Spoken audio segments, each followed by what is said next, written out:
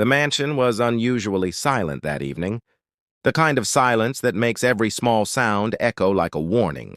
The billionaire pushed open the door, expecting to find nothing but the stillness he had become used to, because his home, despite its size, its grandeur, and its endless rooms, rarely ever felt alive. But tonight something was different. He felt it the moment he stepped inside. A soft metallic clinking drifted from the hallway, followed by the rhythmic sweep of someone dusting. His heartbeat picked up as he moved toward the sound, trying to understand how anyone could even be inside, because he had not allowed a single soul to enter since firing his entire staff months ago. Yet when he turned the corner, he saw a young woman dressed in a simple maid's uniform, quietly wiping down one of his antique shelves, as though she had always belonged there. She did not look startled or guilty or frightened. In fact, she looked almost peaceful, like a person who knew exactly what she was doing. The billionaire cleared his throat sharply. "Who are you?"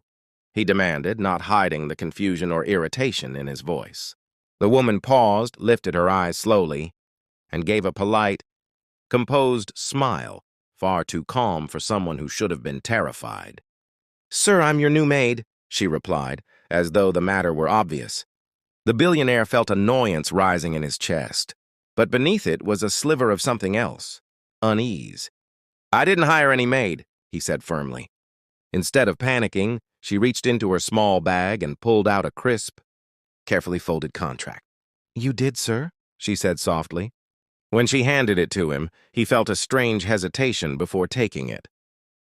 His own signature stared back at him, unmistakably smooth, and identical to the one he had, written thousands of times on business papers. But he knew he had never signed any such document. His breath tightened. He rushed to his control room, pulling up the security logs. If someone had forged his signature, they might have broken into the system too. But the logs showed something even more unsettling. Her entry into the mansion was marked as fully authorized, with no sign of forced access, no unusual activity, nothing that should have set off any security flags. It was as if the house itself had let her in. He stared at the screen, stunned. "This is impossible," he muttered. When he turned back to look at her, she was standing in the doorway, watching him with an expression that was neither aggressive nor afraid, just strangely knowing. He approached her slowly, scanning her face, trying to identify any memory, any connection, but nothing came to him. She felt familiar, yet unfamiliar in a way that made his stomach twist. "You're leaving this house right now," he said, trying to regain control of the situation. "Pack your things and go." For the first time, she looked at him with something other than calmness, almost pity. She folded the contract with careful fingers, stepped closer so her voice wouldn't echo, and met his eyes with a steadiness that made the air between them tighten. "Sir," she said quietly, "someone wants me here." He frowned. "Who?" Her next words made every hair on his arm stand up. "And that someone is definitely not you." The billionaire felt the ground shift beneath him, as though the mansion, with all its secrets and its silent hallways, had just awakened from a long sleep. He didn't know who she was, why she had come, or how she had managed to slip past every layer of security he trusted. But one thing was certain. The stranger, standing in his hallway, had arrived with a purpose. And whatever that purpose was, it was tied to him in a way he wasn't ready to face. The billionaire didn't sleep that night. He tried, closing his eyes again and again. But every time he drifted toward sleep, the image of the mysterious maid standing in the hallway reappeared, as clearly as if she were still watching him from the shadows. Her words replayed in his mind like a quiet warning he didn't understand. And the more he tried to ignore them, the heavier they became. By early morning, the mansion felt different, almost alert. He walked through the corridors, feeling an uncomfortable awareness in the walls, as if the house itself was paying attention. When he reached the living room, he stopped abruptly. The woman was already there, moving with a practiced ease, dusting the tables, adjusting the curtains, and switching off a lamp he knew he had left on during the night. She carried herself like someone who had lived in the mansion for years, not hours. He watched her closely. "Who gave you access to this place?" he asked, keeping his voice low but firm. She didn't look bothered. "You did, sir," she said calmly, as if repeating a fact he simply refused to accept. Don't say that again, he snapped. I checked everything and no one authorized you. The woman didn't argue. Instead, she lifted her hand and pressed a hidden panel behind the bookshelf. A small section of the wall slid open, revealing an old keypad he had installed long, or something so deeply hidden that even most of his staff never knew it existed. His breath caught. How do you know about that? He whispered. She typed the code, his personal code, one he had never shared with anyone. The shelf clicked shut again, leaving him staring at her as though she were a ghost wearing a maid's uniform. You shouldn't know that, he said quietly. She gave a faint smile, the kind that didn't reach her eyes. I know more than that, sir. The statement sent a cold shiver down his spine. He walked toward the security monitors again, noticing something that made his stomach twist. The cameras flickered every time she stepped into a room. Not completely, not like a malfunction, but just enough to blur her figure for a second, as though the system couldn't decide whether to detect her or erase her presence. He rewound the footage 3 times. The result was always the same. She passed by. The cameras glitched. The timestamp froze for 1 heartbeat. Then everything returned to normal. He turned to her, trying to steady his expression even though his pulse was racing. What are you doing to my security system? She stepped closer, her voice softer than before, almost protective. I'm not doing anything, sir. The house reacts to me because it's been prepared for me. Prepared for her? The words echoed in his chest like a slow-moving storm. He followed her through the mansion, watching how she moved, how she avoided certain corners, especially the long corridor leading to the west wing. Every time they passed that area, he noticed the slightest tension in her posture, the way her eyes flicked toward the closed door, before she forced herself to keep walking. You're avoiding that wing, he said suddenly. She stopped, her fingers tightening around the tray she carried. Some places aren't safe, she murmured. Safe for who? He asked, stepping closer, studying the way her breath hitched at the question. For you? She whispered. And for me? He didn't understand any of this. Why would a stranger care about his safety? Why would she know his secrets, his codes, his home's hidden spaces? He grabbed her wrist, not roughly but firmly enough to demand an answer. Tell me who you are, he said, and why you're really here. For the first time, she looked unsettled. She stared at his hand, then at him, as though weighing whether he was ready for the truth. Then she gently pulled her hand back and spoke in a voice that carried both warning and fear. Sir, if you fire me, if you force me to leave this place even for a moment, you won't survive the night. The billionaire felt his heart drop into an uneasy silence.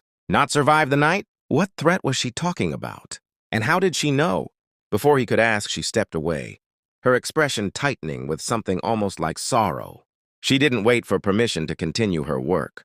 Instead, she moved down the hall, leaving him standing alone in the mansion that suddenly felt far too large, too silent, and far too filled with secrets he never knew existed.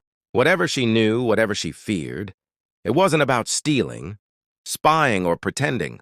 It was something much darker, and she was clearly preparing for it. He just didn't know whether she was here to protect him, or to keep him from discovering something he wasn't supposed to know. The billionaire spent the rest of the day trying to distract himself with work, but no matter how many phone calls he made or emails he answered, his focus kept drifting, back to the strange maid who had stepped into his life without permission, without fear and without a past he could trace. The tension inside him had grown into something sharp and restless, pushing him to finally do what he should have done the moment she appeared. Run a full background check. By evening, the lights in his office glowed dimly as he searched databases that weren't meant for ordinary people to access. His name held enough weight to get past most restrictions, yet every search returned the same infuriating result. No records found, no address, no ID, no work history, no family. Nothing. It was as if she had been created out of thin air. He leaned back in his chair, rubbing his temples, trying to understand how a living human could have no trace anywhere. Even the simplest person left footprints, credit card activity, phone data, school records, but she had none. Either someone was erasing her existence, or she didn't exist in the way he understood. A sudden knock on the office door pulled him from his thoughts. She stood there quietly, holding a tray with tea, her expression calm but eyes unreadable. "May I come in?" she asked. He nodded stiffly, watching her every movement as she placed the tray on his desk. The warmth of the room seemed to shift the moment she stepped closer, as if she carried some invisible energy around her. He didn't waste time. "Who are you really?" he demanded. She didn't flinch. She simply sighed, as though she had known this moment would come, and pulled a chair to sit across from him. For a long moment she said nothing, staring at her hands as if gathering the courage to speak. "You won't find anything about me," she said softly. "I know," he replied. "That's the problem." She lifted her gaze, and for the first time, something vulnerable flickered in her eyes. Fear, sadness, maybe guilt. "I didn't want you to search for me," she whispered. "Not yet." "Why not?" he asked, leaning forward. "What are you hiding?" She didn't answer immediately. Instead, her eyes drifted around the office, landing on the wall behind him where dozens of photographs from his past had been framed, business partners, charity events, childhood memories frozen in time. Her gaze lingered on one picture longer than the rest, a photograph taken more than 10 years ago. He followed her stare, confused at first, until he saw what she was looking at, a group picture from an old event, one he barely even remembered. But as he looked more closely, he felt something shift inside him, because she was staring at the picture of him, and a little girl standing beside him, a girl with the same eyes as the maid. He felt the breath leave his chest. "Do I know you?" he whispered. Her voice trembled slightly when she replied. "Yes, sir. We've met before. You just don't remember." He stared at her, his mind racing to connect memories that seemed too faded, too distant. "Who were you?"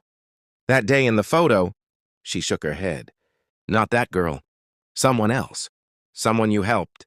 Without realizing what it meant, the billionaire frowned, trying to dig deeper into his past, but she gently interrupted his thoughts by placing a folded piece of paper on his desk.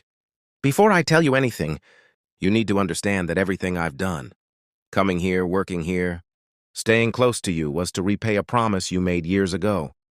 He unfolded the paper with careful hands. Inside was a date, a location, and a single sentence written in neat, steady handwriting.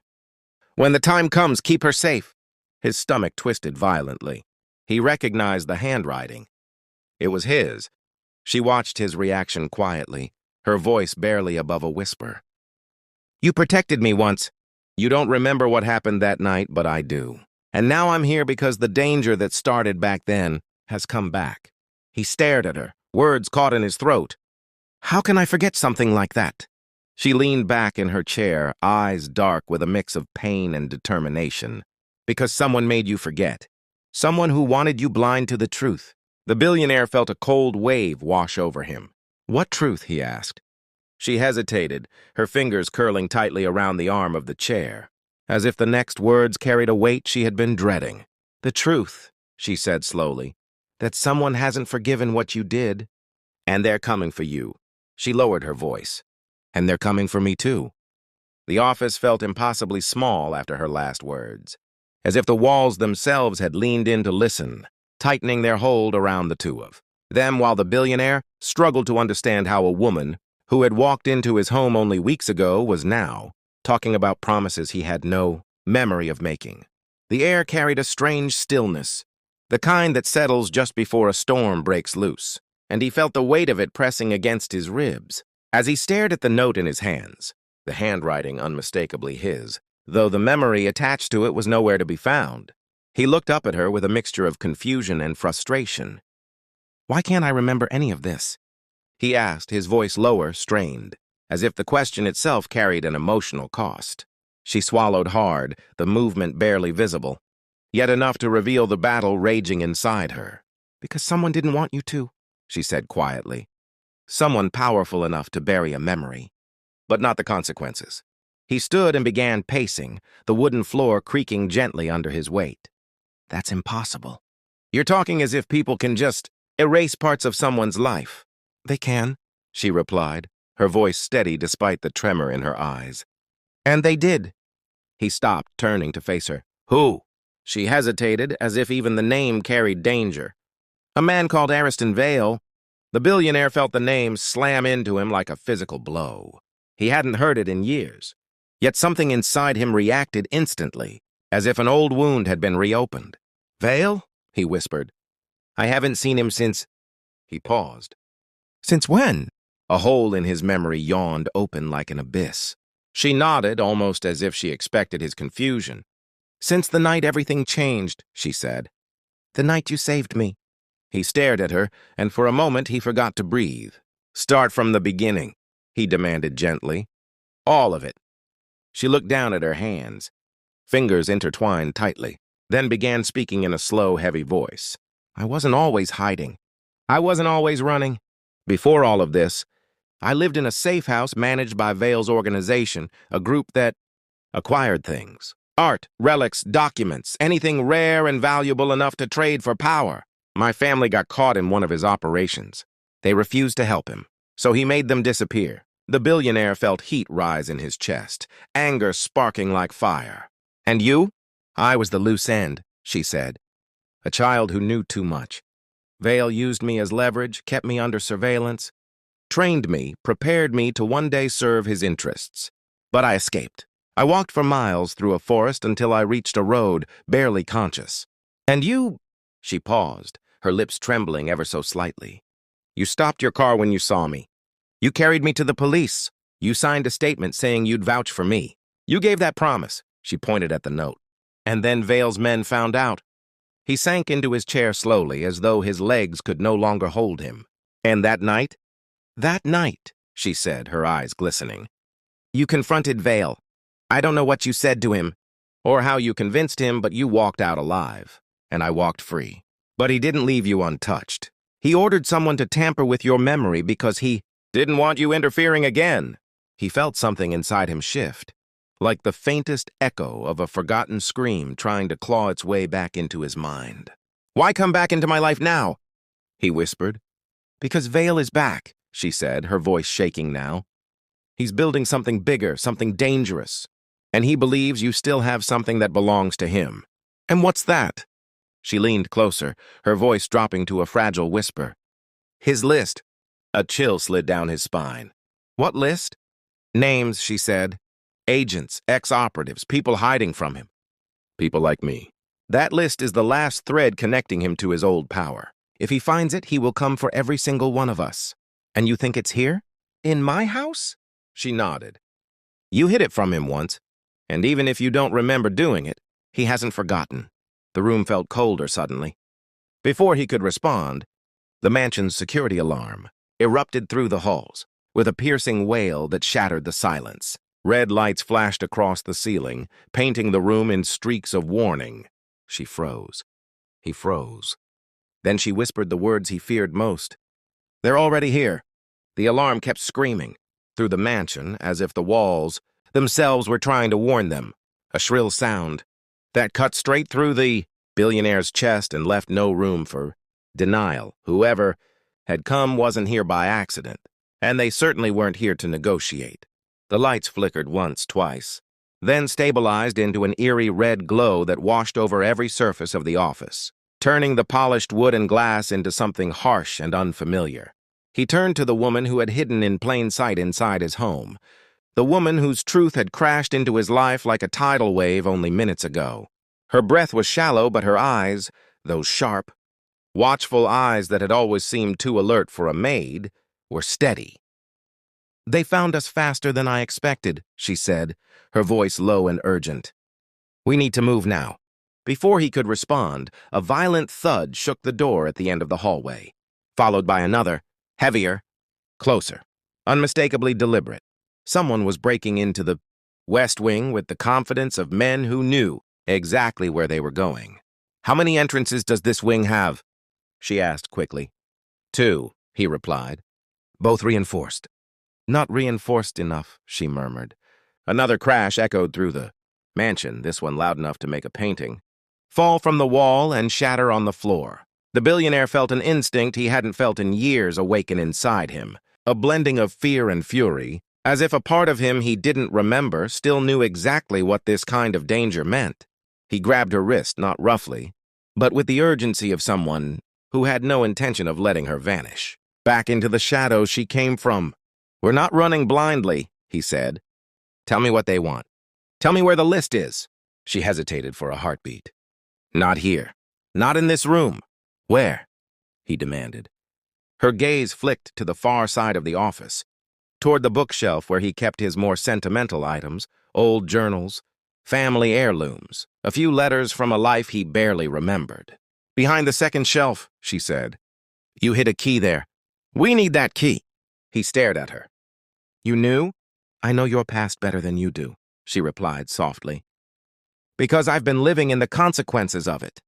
Another boom shook the hallway, and this time the unmistakable crack of a weapon followed. Glass shattered somewhere near the stairwell. His security team, trained, armed, prepared, were being overwhelmed much too quickly. He didn't hesitate anymore. He rushed to the shelf and began pulling volumes aside. His hands trembled, not from fear, but from the strange sense of déjà vu clawing at him as he touched objects that should have been familiar but felt like artifacts from someone else's life. His fingers brushed against a small metal latch hidden between two history books. He froze. The latch felt familiar, comfortable, like the muscle memory of someone he used to be. He pressed it. The panel slid open. Inside, exactly where she said it would be, lay a black key inside a sealed envelope with his signature on it. The handwriting looked like his, but steadier, bolder, belonging to a man who hadn't yet learned what it cost to cross a man like Ariston Vale. He grabbed the key. "What does it open?" he asked. She stepped beside him, her voice barely above a whisper. "A door you locked 10 years ago. A door I've spent my entire life trying to reach." The pounding at the hallway door grew louder, closer, splinters of wood flying across the floor with every hit. The mansion shook as the intruders finally breached the outer security layer. "We don't have time," she said, gripping his arm. "The vault is beneath the library. We get there, we get the list, we destroy it before Vale's people reach us." He looked at her, at the fear she tried to hide and the strength she didn't bother hiding at all. "Why destroy it? Why not use it?" "Because the moment that list is in anyone's hands, yours, mine, Vale's, the people on it die," she said. "All of them." "He wants revenge. I want freedom, and you once wanted justice. But justice doesn't come from holding that list. It comes from ending it." A final crash exploded from the hallway, this time followed by heavy, fast footsteps. They were here. She stepped closer, much closer, lowering her voice until he could feel her breath on his shoulder. "Stay behind me when the door opens," she whispered. "No matter what happens." He stared at her, heart racing. "You think I can let you shield me?" "You did it once," she said, her eyes softening. "Let me return the promise." The hallway door burst open. Shadows flooded the room. She pushed him behind the desk. And the last thing he saw before the world, tilted into chaos, was her stepping forward with the kind of bravery that only comes from someone who has lost everything once and refuses to lose it again.